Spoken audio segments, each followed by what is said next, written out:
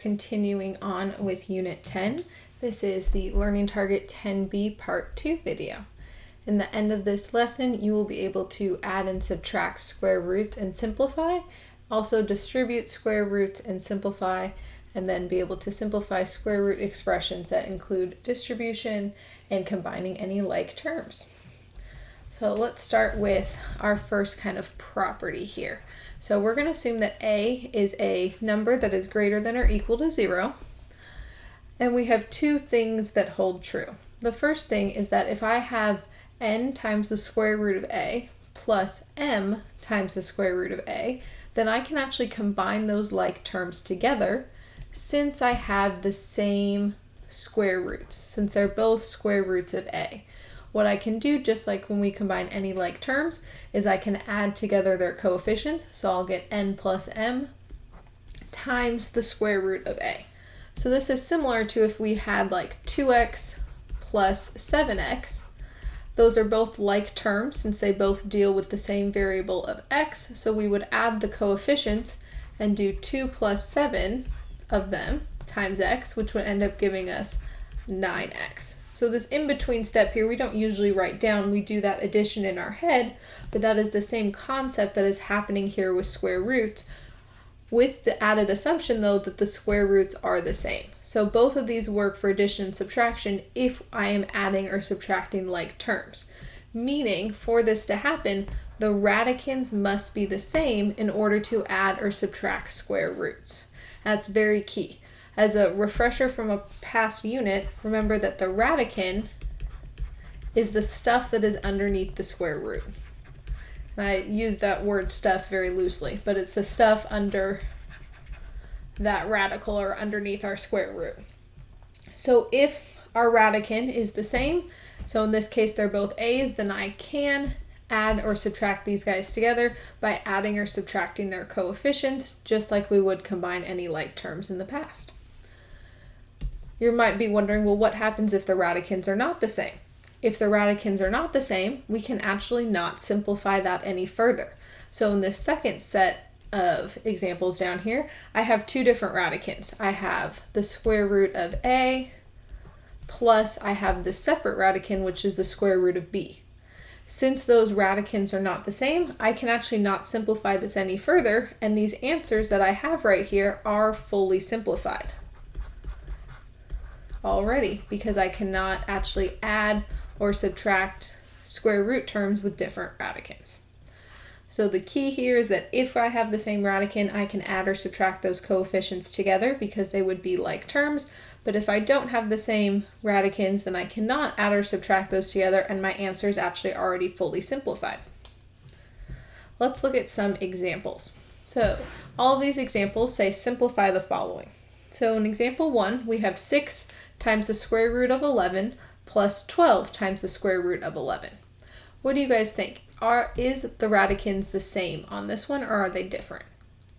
So in this example, our radicands are the same. I have the square root of 11 on both of these, so I can add these together, and I'll end up with 6 plus 12. So let me have enough space there for the equal sign. So I'll end up with 6 plus 12 times our square root of 11, since we're adding together the coefficients. So I end up with a total of 18 times root 11.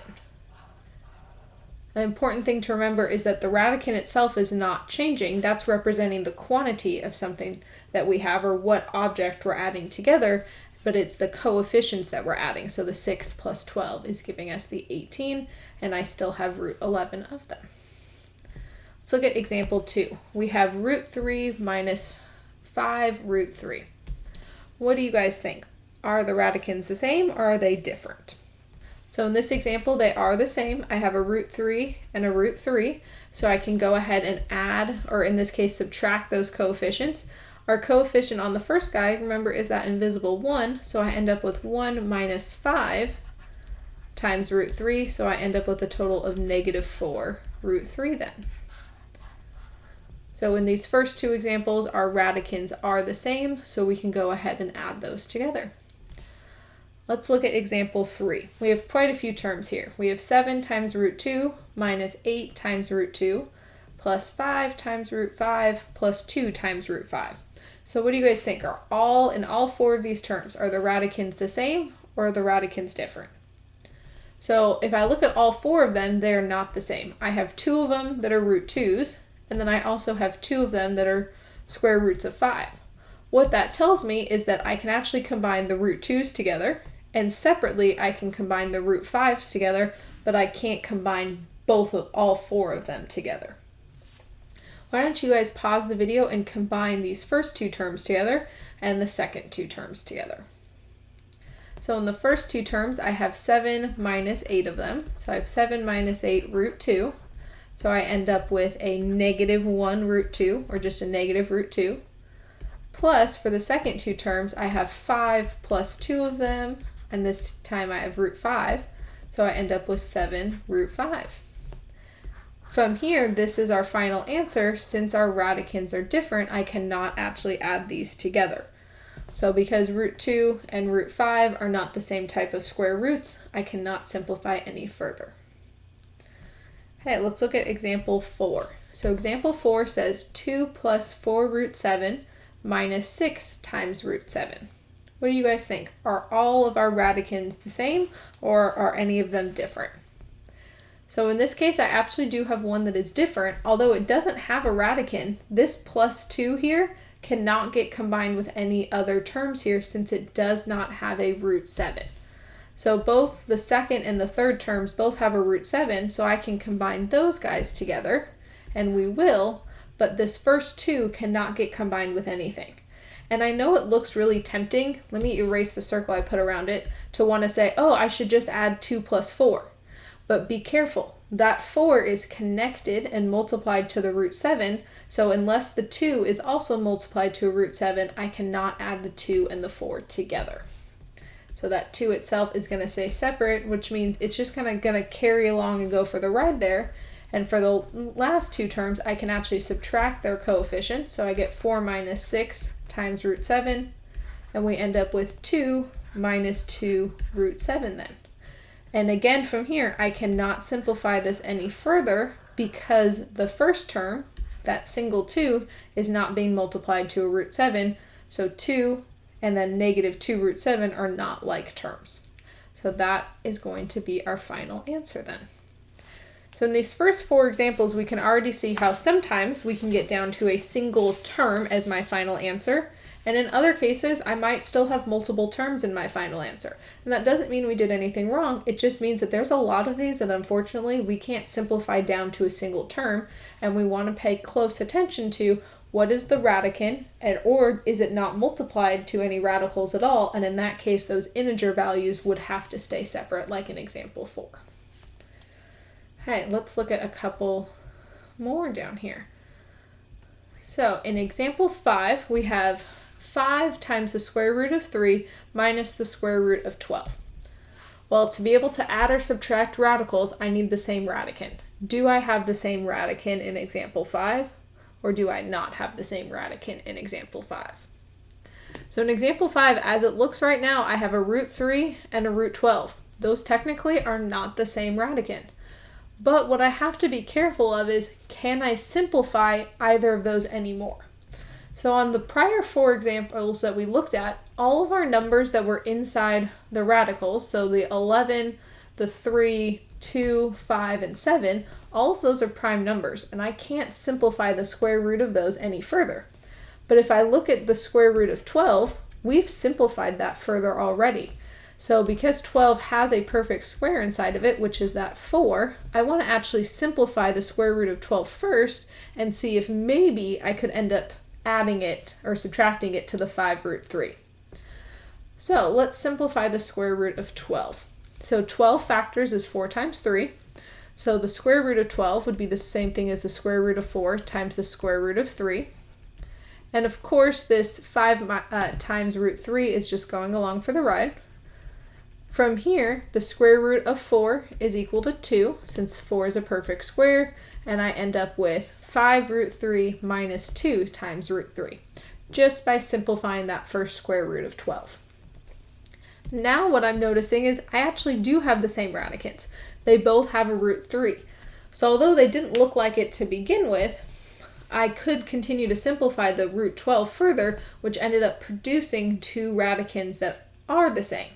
So we want to make sure, even if it looks like from the beginning that maybe I can't combine them, I want to make sure every single term is fully simplified, because if I can continue to simplify one of them, then maybe I can add them together or subtract them, like in this case. So to finish off example 5, I can subtract the 5 minus 2, since they both are multiplied to a root 3, and my final answer will give us 3 square root of 3 by subtracting the 5 and the 2. Okay, let's look at example 6. We have 4 times root 7 plus 2 times the square root of 28. Why don't you guys pause the video and do example 6 on your own first? Okay, let's check example 6 together. So as it stands right now, I do not have the same radicants. I have a root 7 and a square root of 28. Now, root 7 I can't simplify anymore, but the square root of 28, I can factor 28 further, and let's see if that gives me anything that's similar. I'm looking for perfect squares in here, and 28 is divisible by 4, and it would factor as 4 times 7, so I can rewrite the 4 root 7 is still there, plus I still have this 2 on the outside, but the square root of 28 can be broken apart as the square root of 4 times the square root of 7. Simplifying that down, the square root of 4 produces a 2, and I end up with 4 root 7 plus 2 times another 2 times square root of 7. Cleaning up the 2 times 2, I end up with 4 root 7 times, well, another 4 root 7. Now in this case, just like in example 5, once I simplified that square root, I actually ended up with the same radicans, so they were in disguise there, and I actually can continue to simplify these together. So I have 4 of them, plus another 4 root 7 of them, so I end up with a total of 8 root 7 as our final answer there. So even if right off the bat they don't look like they're identical square roots, that might not mean that I can simplify each term individually to make them the same radicans. Let's look at example 7. So example 7 says 5 times the square root of 32 minus 4 times the square root of 18. Why don't you guys pause the video and simplify example 7, and it can get simplified further. Now let's check example 7 together. So right now, the two radicans I have are not the same. 32 and 18 are not the same numbers, but both of those have perfect squares inside of them. So if I kind of do our factor trees on the side, and actually I think I'm going to do them over here on the left. So 32 can factor as 16 times 2, and 16 is the largest perfect square inside of there. So we get 5 times root 16 times the square root of 2, minus 4 times, well, 18 factors as 9 times 2. So I get the square root of 9 then times the square root of 2. Simplifying these, square root of 16 gives us 4. I still have our root 2, and then the square root of 9 is 3 times our root 2. Since I have numbers in front, I'm going to multiply those together and end up with 20 root 2 minus 12 root 2. Now I actually have the same radicants. I have a root 2 and a root 2, so I can subtract their coefficients together. So I have 20 minus 12 root 2's, so I end up with a final answer of 8 root 2. So on these next three examples, on both 5, 6, and 7, although right off the bat they did not look like they have the same radicans, if I have numbers in there that are perfect squares that I can take out of those radicals, I want to make sure I'm simplifying first each individual term and then comparing to see if I can add or subtract them together. Now let's go up here and look at example 8. So in example 8, we're going to kind of switch gears to a different type of problem now. And we're going to combine skills from the last video where we looked at multiplying radicals and using our skills about adding and subtracting radicals.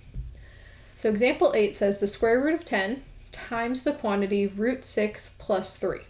Well, I'm going to distribute this, and we've talked about this in a past unit, so if I have a monomial times a binomial here, I'm going to distribute that first term in, and I end up with the square root of 10 times the square root of 6 plus the square root of 10 times 3.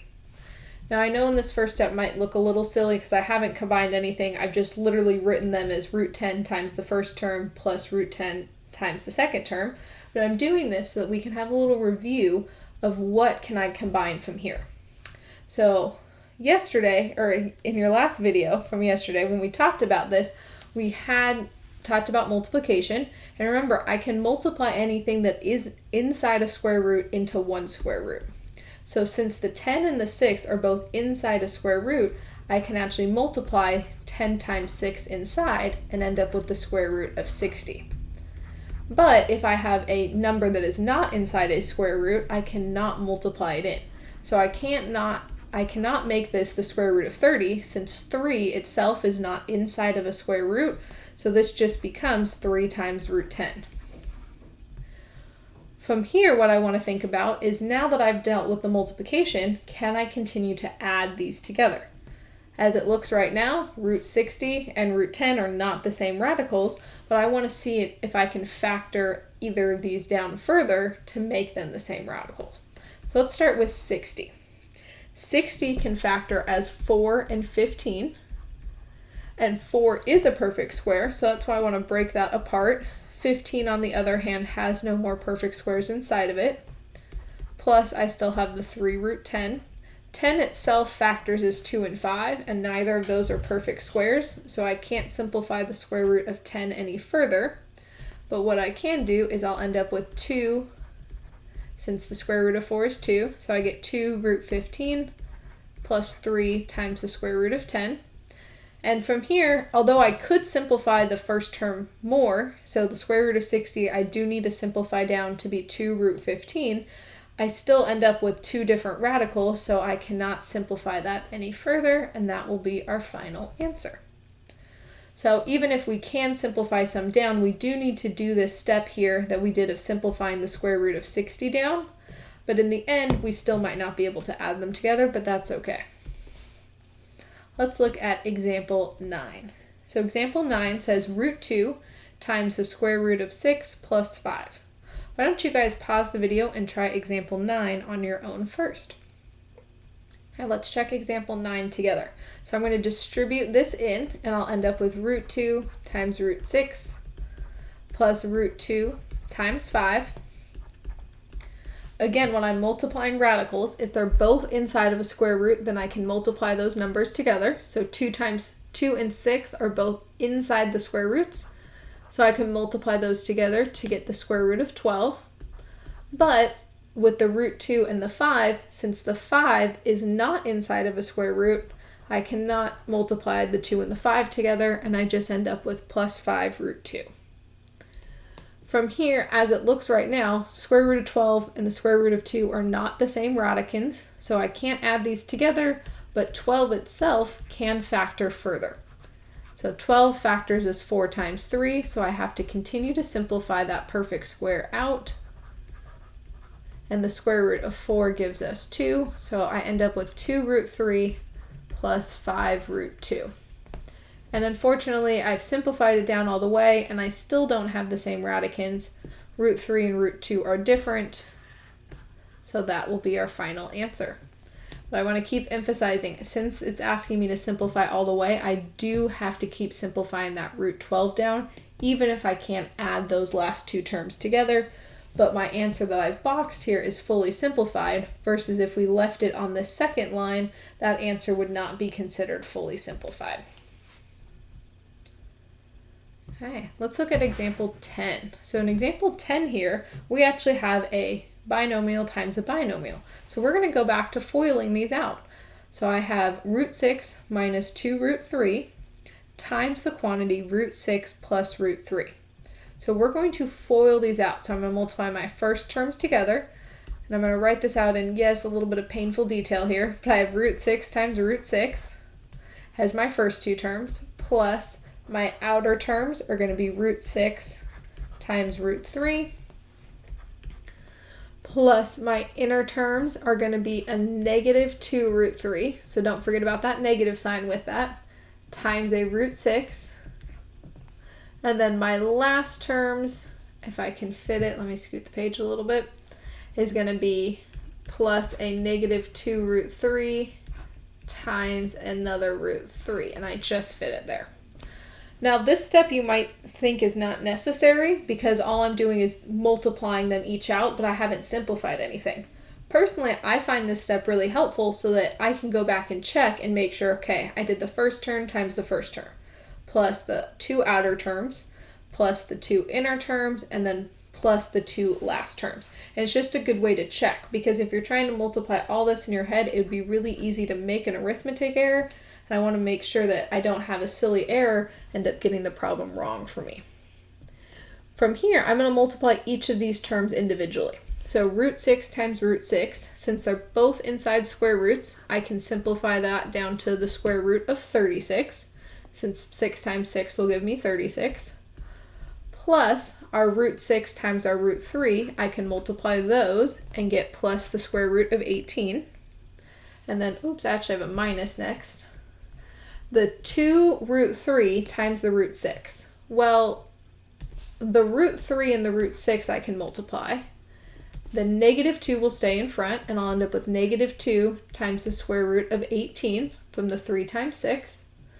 Minus, again, I can multiply the 2 square root parts of this, and I'll still get a negative 2 in front times the square root of 9 from the 3 times 3. From here, I want to continue to simplify this.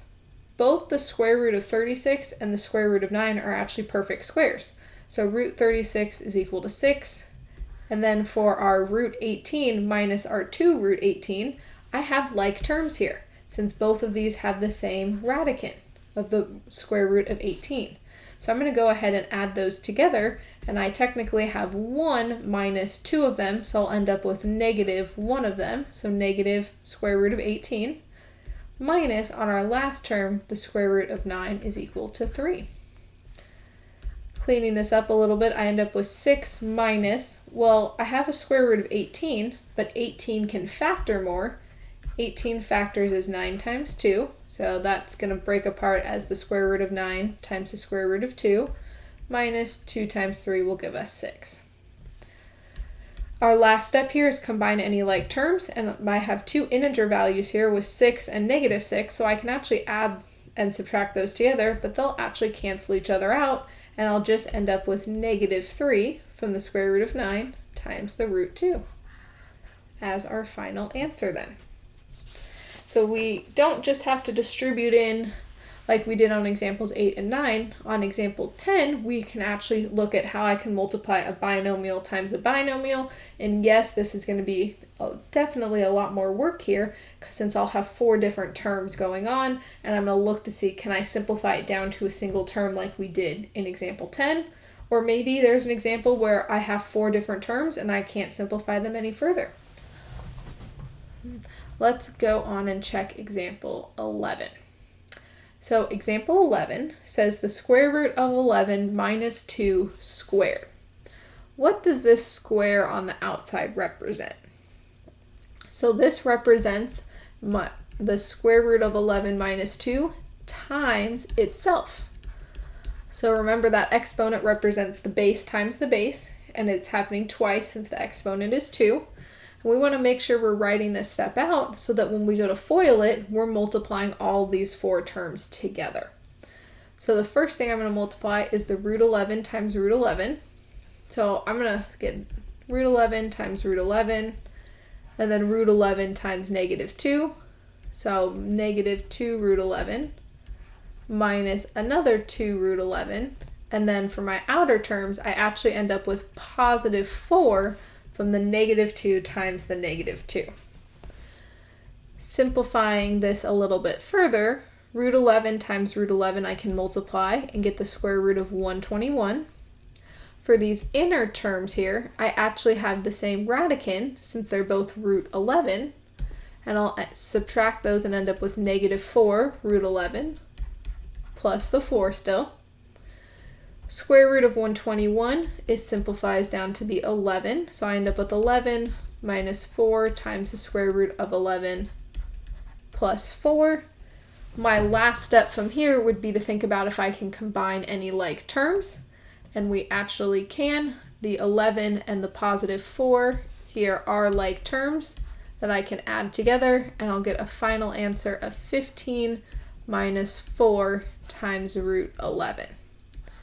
And again, I know it looks tempting to want to go 15 minus 4, but I cannot combine this any further since the 4 is attached and multiplied to the square root of 11. And because the 15 does not have a square root of 11, I cannot subtract those numbers together. Let's look at another one. So example 12 says root 2 minus root 3 times the quantity root 2 plus root 3. Why don't you guys pause the video and do example 12 on your own first. Let's check example 12. So we're going to FOIL this out, and I get root 2 times root 2. Then I get plus my outer terms of root 2 times root 3, plus my inner terms of negative root 3 times root 2. And then our last terms there will be a negative root 3 times a root 3. Now, every single one of these terms is underneath the square root, so I can simplify them and multiply each together. So 2 times 2 is giving us root 4, plus 2 times 3 will give us, a root 6,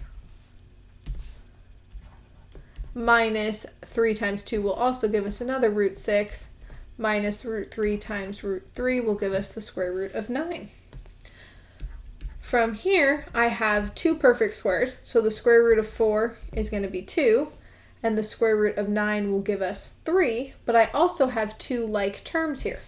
So this root 6 and this negative root 6 are like terms, since their radicans are the same, and they would actually cancel each other out, since I have positive 1 minus a negative minus one of them. So we end up then just getting plus technically 0 there, and then minus the 3 from the square root of 9 term. Finishing this off, 2 minus 3 will give us a negative 1. So in this example, we actually ended up simplifying it all the way down, so we had no more radicals left. And the reason that happened, so I look back at the original problem, this right here is actually a difference of squares, since I have our root 2 and our root 3, and then I have one case with a positive and one case with a negative. So remember, when we FOILed these out in a past unit, we saw that our difference of squares, the middle terms canceled, and I ended up just with the two outer terms squared then. Okay. Let's look at example 13. So example 13 says the square root of 6 minus 2 root 3 times the quantity 4 root 3 plus 3 root 6. Why don't you guys pause the video and do example 13 on your own first, and then we'll check it together. Okay, to check example 13, I'm going to start multiplying everything out.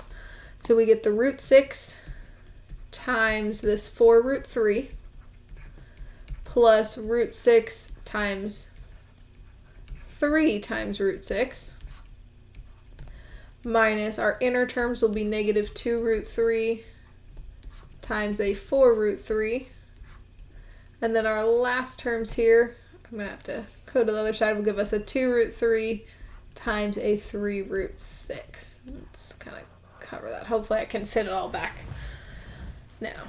So I've written out the multiplication step, and let's look at how we can simplify each one of these. So when we have the root 6 times the 4 root 3, anything that is underneath the radical we can multiply together. So the 6 and the 3, the 4 will stay on the outside, and I'll end up with 4 times the square root of 18. Plus, on our next term, same thing happens. Anything underneath the radical we can multiply together. So the 3 will stay out in front since it's not underneath the radical, and I'll end up with 3 times the square root of 36. Now on our next terms, I have two things that are inside a radical, and then two things that are actually outside. So the negative 2 and the 4. So anything that is outside, I'll multiply. So negative 2 times 4 will give us a negative 8. And then the stuff that is inside will get multiplied. So 3 times 3 gives us the 9 underneath the radical. And then same thing, I have a negative 2 times a 3 that are outside. So I'll end up with a negative 6. And then the stuff inside the square roots will give us a square root of 18 then. From here, it looks like we have a couple terms that are the same. We have a 4 root 18 and this, where'd it go? The negative 6 root 18. I also have two perfect squares here. So let's add, or actually in this case, subtract our like terms. So I end up with 4 minus 6 times root 18 by adding our like terms together, plus, for our second term here, the square root of 36 is a perfect square and is equal to 6. And then on our third term here, the square root of 9 is also a perfect square, so I end up with negative 8 times 3. For 4 minus 6, I end up with negative 2 square root of 18, plus 3 times 6 will give us 18, minus 8 times 3 will give us 24. My last step here is to combine some like terms, so 18 minus 24 will give us a negative 6, but the square root of 18 I can simplify further since 18 factors as 9 times 2, so I can end up with negative 2 times the square root of 9 times the square root of 2. Oh, oops, sorry you guys. I don't know why that jumps back to the beginning. There we go. So with that 18, we factored that as 9 times 2. Since the square root of 9 is a perfect square, we end up with negative 2 times 3 times root 2 minus the 6, which came from the 18 minus 24. Last step is to multiply the 2 and the negative 3. Let me have enough space. And we get negative 6 root 2 minus a 6. And I cannot add those together anymore or subtract them since one of them has a root 2 and the other one does not. So example 13 there definitely had a lot going on since those terms were a little bit more complicated. But if we just take it each step at a time of thinking about how I can multiply stuff together if they're both underneath the radical, and then I'm looking for what I can add or subtract, I'm looking for the same radicand, and then continuing to simplify from there. Hey, we have 3 examples left. So let's look at example 14. It says 5 times root 2 minus 2 times root 3 whole quantity squared. Why don't you guys pause the video and do example 14 on your own first. So let's check example 14. We have 5 root 2 times 2 root 3 squared. So I'm going to rewrite this as 5 root 2 minus 2 root 3 times itself, since that's what the square is representing. From here, I gotta multiply everything out. So 5 root 2 times 5 root 2. So I get 5 root 2 times another 5 root 2. Plus our outer terms are going to give us a 5 root 2 times a negative 2 root 3. Make sure you're putting the parentheses here so it doesn't look like a subtraction. You are multiplying those. Plus our inner terms of negative 2 root 3 times a 5 root 2. And then our last terms of negative 2 root 3 times itself. From here, I'm going to simplify each one of these terms. So 5 root 2 times 5 root 2 would give us a 25 root 4. By multiplying the 5's together and multiplying the 2's together. On our second term, 5 root 2 times negative 2 root 3 will give us a negative 10 times the square root of 6, since I can multiply the stuff outside of the square roots together and separately multiply the stuff inside of the square roots together. For our third term, we'll end up with a negative 10 root 6 as well. And our last term will end up with a positive 4 times the square root of a 9, since we have the negative 2 times the negative 2. From here, any perfect squares we want to simplify down. So 4 is a perfect square, so I get 25 times 2. I have some like terms here with the negative 10 root 6 and the other negative 10 root 6. So I'll subtract those and get negative 20 root 6. And then on our last term, 9 is a perfect square, so I get plus 4 times 3. Simplifying down, 25 times 2 is giving us 50, minus 20 root 6. Now, 6 does factor as 3 times 2, but since neither of those are perfect squares, I can't reduce that down anymore.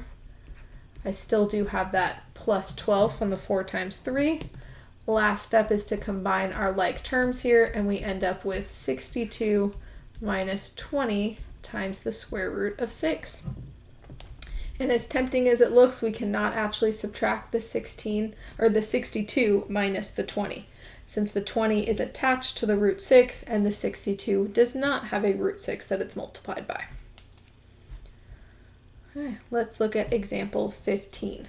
So example 15 says 2 minus the square root of 10 plus 2 times, it says 2 minus the square root of 10 times 2 plus the square root of 10. Why don't you guys pause the video and do example 15 on your own first. Let's check example 15. So we get 2 times 2, so I'm going to end up with a 4 there. Then I get 2 times a root 10. Now, since the 2 is not inside of a square root, I can't actually combine those more than just writing 2 times root 10. Likewise, with the negative root 10 times the 2, I cannot multiply the 2 and the 10 again either, since the 2 is not inside a square root. So I'll end up with negative 2 root 10, and then on our last terms here, I end up with negative root 10 times a root 10. And in that case, I can multiply those together since they're both inside of square roots. So the 4 is going down, coming along for the ride. The 2 root 10 minus the 2 root 10 are like terms, since I have the same radicands here. So I end up with 2 of them minus 2 of them, so they actually cancel out. And I end up with a minus a square root of 100 then, from the 10 times 10. Square root of 100 can reduce down to be 10, so I get 4 minus 10, so our final answer is going to be negative 6. Again, on 15, just like on 12, I had a difference of squares here, so what ends up happening is that all the radicals will cancel each other out, since those middle terms cancel out, and I'll end up with a rational number as my final answer. Okay, our last example. Let's look at example 16 here. We have the square root of 6 plus the square root of 3 times the square root of 2 minus 2. Why don't you guys pause the video and do example 16 on your own first, and then we'll check it together. Let's check example 16. So I have root 6 times root 2. Since both of those are inside of a square root, I can multiply that to be a root 12. Then we have root 6 times a negative 2. Since the 2 is not inside of a square root, I cannot simplify it any more than just writing negative 2 times root 6. Then for my inner terms, the root 3 times the root 2, I can multiply those to get the square root of 6, since both 3 and 2 are inside of the square root. And then for our last terms here, I can just write it as negative 2 root 3, since that 2 again is not inside of a square root. Now from here, I do have some like terms, so the root 6's I can combine together, and the other thing I notice is that the root 12 can actually simplify down. So 12 factors is 4 times 3. We've seen that in quite a few examples today. Oops, that was a 3. And then for our negative 2 root 6 plus root 6, that would end up giving me negative 1 root 6 of them, since I have negative 2 plus, remember there's that invisible 1 in front. And then the negative 2 root 3 is still there. From here, square root of 4 is equal to 2, so I get 2 root 3 minus the square root of 6 minus 2 times the square root of 3. From here, I do have some more like terms to combine, since I have a root 3 and another root 3, so I can subtract those, and 2 of them minus 2 of them, they end up canceling each other out, so I just get left with the negative square root of 6 as our final answer then. So in this video, we went through quite a variety of examples of how to add and subtract radicals together. Remember, we can only add or subtract radicals if they have the same radicand. So the stuff inside the square root has to be the same in order to add them together, which is why in this last example, I can add the 2 root 3's and the negative 2 root 3's, but I cannot combine the root 6 with it. Then we also looked at, well, how can I combine this with multiplication, and our concept of foiling from our past units of multiplying all of this together. And my best suggestion I can give you is to take it just one step at a time and be very organized with how you write out your work so you can see each step as you're going through it.